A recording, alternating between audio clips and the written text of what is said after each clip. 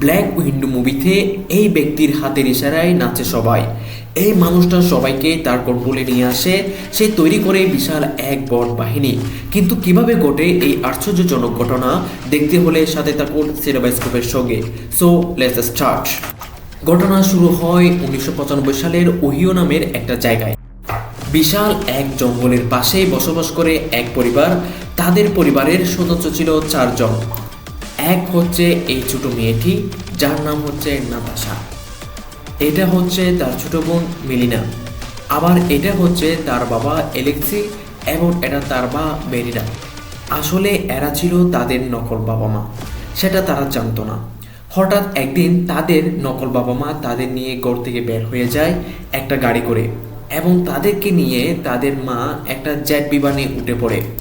এইদিকে বিমানের সামনে একটা বড় ধরনের কন্টেইনার পড়ে থাকে। সেটা তাদের নকল বাবা অ্যালেক্সি এক ধাক্কায় বহু দূরে ফেলে দেয়। এখানে দেখানো হয় তাদের বাবা অ্যালেক্সির মধ্যে সুপার হিরো শক্তি রয়েছে। সেখানে তাদের প্রতিপক্ষ কারা যেন তাদের উপর হামলা করে। তাদের সাথে লড়াই করতে করতে তারা জেট বিমানে করে কোবা নামের একটা জায়গায় তাদের বিমান ল্যান্ড করে। সেখানে রেড গার্ডিয়ান নামের একজনকে দেখা যায়। আসলে তাদের নকল বাবা তাদের এই রেড গার্ডিয়ানের কাছে বিক্রি করে দিছে, যা নাতাশা এবং মিলিনা জানতো না। রেড গার্ডিয়ান নামের ব্যক্তিটি ছোট বাচ্চাদেরকে নিয়ে একটা এক্সপেরিমেন্ট করে। সে ছোট বাচ্চাদের হায়ার করে প্রশিক্ষণ দিয়ে তার কন্ট্রোলে নিয়ে নেয়। যে এই প্রশিক্ষণ শেষ করবে সে ব্ল্যাক উইন্ডো নামে পরিচিত হবে। এবার নাতাশাকে দেখানো হয় প্রায় 21 বছর পর। সে এখন বড় হয়ে গেছে। সে এতদিন রেড গার্ডিয়ান নামের ব্যক্তির কন্ট্রোলে ছিল এবং সে প্রশিক্ষণ শেষ করে ফেলেছে। তাই সে অন্যদের চেয়ে আরও শক্তিশালী এবং সে রোবটের মতো ফাইট জানে। তখন নাতাশার বোন মেলিনাকে দেখা যায়, সেও রেড গার্ডিয়ান কন্ট্রোলে। তাই তাদের কথা মতো একজনকে মারতে গেছে। যাকে মারতে গেছে ওই মেয়েটি তার মুখে এক ধরনের স্প্রে করে দেয় এবং সেও স্বাভাবিক হয়ে যায়। এদিকে মেলিনা যে কন্ট্রোল থেকে ডিসকানেক্ট হয়ে গেছে সেটা রেড গার্ডিয়ান জেনে যায়। তখনই দেখা যায় রেড গার্ডিয়ান তার একটা স্পেসে একজনকে বিশেষভাবে প্রশিক্ষণ দিচ্ছে। সে একবার দেখা মাত্র যে কোনো ফাইট অনুকরণ করতে পারে এবং তাকে প্রশিক্ষণ শেষে পাঠানো হয় নাতাশার কাছে, যে অ্যান্টিভেনম আছে সেটা আনার জন্য। সে প্রথমে গিয়ে নাতাশার গাড়িতে হামলা করে এবং তাদের দুজনের মাঝে বেশ কতক্ষণ মারামারি হয়। নাতাশা লক্ষ্য করে সে তাকে না মেরে ওই বাক্স থেকে অ্যান্টিভেনম নিতে এসেছে। তখন সে আর কোনো উপায় না পেয়ে নাতাশা নদীর মধ্যে ঝাঁপ দেয়। অ্যান্টিভেনমের ভিতর দেখে তার এবং তার বোনের ছবি। তখন সে বুঝতে পারে এটি তার বোন পাঠিয়েছে।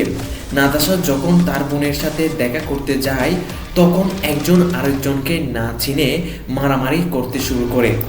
এক পর্যায়ে তারা চিনতে পারে। ঠিক তখন দেখা যায় রেড গার্ডিয়ানের কিছু বট সেখানে আক্রমণ করে। তারা কোনোভাবে রাস্তায় বের হয়ে যায়, কিন্তু রেড গার্ডিয়ানের বিশেষ প্রশিক্ষণপ্রাপ্ত বট তাদেরকে পিছে পিছে ছুটতে থাকে তাদের মারার জন্য। তারা কোনোভাবে ঘরে ফিরে যায়, কিন্তু তারা চিন্তা করতে থাকে এই বট বাহিনীগুলো আশ্রয় কোথায়, এরা কোথায় থেকে আসে সেটা বের করার জন্য তারা সিদ্ধান্ত নেয় তাদের ছোটবেলার যে নকল বাবা ছিল অ্যালেক্সি তার সাথে সাক্ষাৎ করবে। তাই তারা একটা ভাঙাচোরা বিমান ভাড়া করে। অ্যালেক্সিকে দেখা যায় একটা জেলখানায় বন্দি অবস্থায়। সেখানে নাতাশা আর মেলিনা এসে তাকে উদ্ধার করে।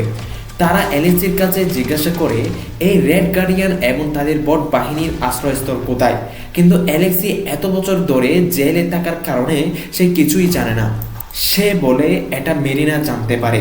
মেরিনা হচ্ছে তাদের ছোটবেলার নকল মা মেরিনা। ওইখানে সে প্রশিক্ষণ করে, তাই সে জানতে পারে। অবশেষে তাকে খুঁজে পায়। তারা তাদের নকল মা বাবা হলেও ছোটবেলায় যেহেতু একসাথে কাটিয়েছে তাই তাদের ইমোশন ফুটে ওঠে এবং তার মা মেরিনা ও রাজি হয় রেড গার্ডিয়ানের আশ্রয়স্থল খুঁজে দেওয়ার জন্য। ঠিক তখনই ওই তাদের বাসায় বট বাহিনীর আক্রমণ করে। এখানে মেরিনা সহ তাদের সাথে জোট দেয় এবং তাদের সবাইকে ধরে নিয়ে যায় রেড গার্ডিয়ানের কাছে। আসলে নাতাশা মেরিনার মুখোশ পরে রেড গার্ডিয়ানের কাছে গিয়েছিল, সেটা রেড গার্ডিয়ান ধরে ফেলে। এদিকে মেরিনা নাতাশার মুখোশ পরে থাকে। এদিকে নাতাশা যখন রেড গার্ডিয়ানকে আক্রমণ করতে যায় তাকে কোনোভাবে আক্রমণ করতে পারে না। সে সব কিছু তার কন্ট্রোলে নিয়ে নেয়। নাতাশা বারবার রেড গার্ডিয়ানকে রাগিয়ে দিচ্ছিল, কারণ সে রাগের মাথায় যেন বলে দেয় সে কতজন মানুষকে তার আন্ডারে কন্ট্রোলে নিয়ে ফেলেছে, এবং সেও রাগান্বিত হয় এবং রাগের মাথায় তার ক্ষমতা সম্পর্কে বলতে গিয়ে সে সব কিছু তাকে বলে ফেলে। আসলে নাতাশা মেরিনার কাছ থেকে জেনে নিয়েছিল যে রেড গার্ডিয়ানের গায়ের গন্ধ যতক্ষণ পর্যন্ত তার নাকে যাবে ততক্ষণ পর্যন্ত তাকে কোনো রকম আক্রমণ করতে পারবে না। ঠিক তখন ওই নাতাশা টেবিলের মধ্যে বাড়ি দিয়ে তার নাক ফাটিয়ে ফেলে এবং তার নাকে পুরোপুরি রেড গার্ডিয়ানের শরীরের গন্ধ আসতে পারে না। রেড গার্ডিয়ানকে এখন মারতে থাকে। রুমে যখন বট বাহিনী চলে আসে তখন রেড গার্ডিয়ান পালিয়ে যায়। এখানে মিলি এসে সবাইকে কেমিক্যাল দিয়ে সবাইকে ঠিক করে ফেলে। তখন তারা কন্ট্রোলার থেকে স্বাভাবিক হয়ে যায়। ততক্ষণেই আমরা দেখতে পাই ওই স্পেসটি সম্পূর্ণরূপে ধ্বংস হয়ে যাচ্ছে এবং সেখান থেকে যে বিমানে করে রেড গার্ডিয়ান পালিয়ে যাচ্ছিল সেখানে মিলি ওই বিমানের পাখায় আঘাত করে এবং সম্পূর্ণ বিমানটি বিস্ফোরিত হয়। সেও নিচে পড়ে যেতে শুরু করে। তখনই নাতাশা প্যারাশুট নিয়ে তাকে বাঁচানোর জন্য নিচে লাফ দেয় এবং মিলিনাকে প্যারাশুট পরিয়ে দেয়। এদিকে বিশেষ প্রশিক্ষণপ্রাপ্ত বটের সাথে নাতাশার অনেক যুদ্ধ হয়। শেষ পর্যন্ত ওই বটের মাস্ক খুলে ফেলে এবং যে কেমিক্যাল ছিল সেটা বিস্ফোরিত করে তাকে কন্ট্রোলার থেকে স্বাভাবিক করে ফেলে।